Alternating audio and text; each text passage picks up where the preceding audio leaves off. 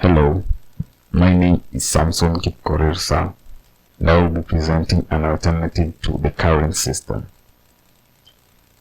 I remember a while back, there was a neighbor who was screaming in the middle of the night. I woke up and went to see what was going on. Apparently, there were people who had invaded her house.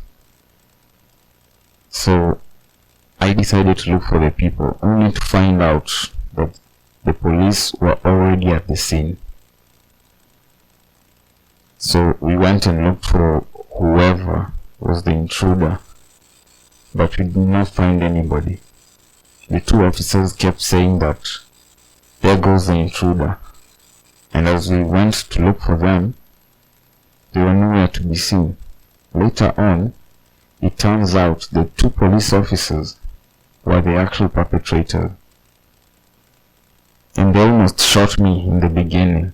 One of them cocked their gun in order to assist the police to improve their technical capacity, as well as assist them to adhere to human rights, as stated by AFRIPOL under Article 4. This is an alternative to having human beings as security guards. We can have robots, since robots are easier to monitor, plus they are a bit more efficient. And the only payment that they desire after being bought is maintenance, which is relatively cheaper than an actual security guard, and electricity in the form of batteries and being charged. However, we can also create sentry bots that use solar energy. This is going to save the AU money during the budgeting process, or the people who are in the police force and are efficient enough can have a salary increase, as the police force will be cut down in terms of staff, resulting in better services and an overall improved performance as well as happiness within the police institutions. The only prerequisite to building these robots is that you take responsibility for whatever actions you decide to do with them. If you happen to harm somebody else using these sentry bots, you have to sign a contract with us such that we don't become liable. You take all responsibility for your actions and that of the robot. After we show you that it works and you confirm that it works, we only provide support, but you are the one who controls the robot in every way, shape or form. You're the one who determines what it's going to do whenever an intruder comes into the house, or whenever an intruder enters your compound.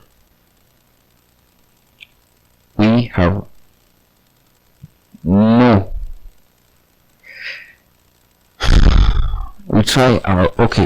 try our level best to give you the best we can, but you have to be the one who's responsible for whatever action the robot is going to take on your hands, as opposed to gross negligence, which we will try our level best to avoid. We'll be using I2C communication devices, or UART, depending on your requirements. And also, the processor that we'll be using, most if not all of the code, will be generated by us. We'll handwrite it and go through it. It's not automatically generated, we go through the code. Yeah. And we will try our best to use motors that are very efficient. The networks that you're going to use with the robot, that's up to you. You can choose whichever service provider that you want. Yeah. So without further ado, here's the presentation.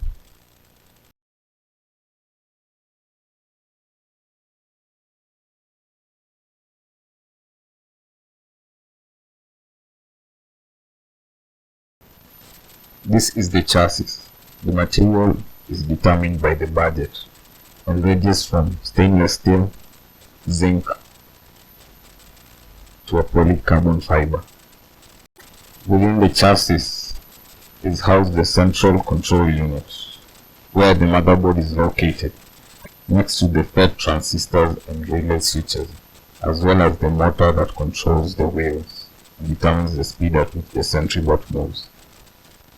A low power, high efficiency fan is mounted onto these components to ensure a certain temperature is maintained for proper function. The wheels are designed for easier movement on any surface, whether flat or rugged terrain. A gun or whichever weapon can be mounted onto the extension in order to manage intruders. The battery used is determined by the weight of the SentryBot as a consequence of the weapon mounted, as well as the area within which it's supposed to operate, and cost with regards to the budget allocated towards the development of the SentryBot. A camera is mounted at the top of the extension. This allows for viewing the area, and depending on the camera, a 360-degree view or 180 can be used to view the area within which the SentryBot operates. An antenna can be used to allow an operator to control the robot from whichever location, and depending on the network, a person can control the robot from halfway across the world or within a local network inside the house, or the intruder is outside with the SentryBot.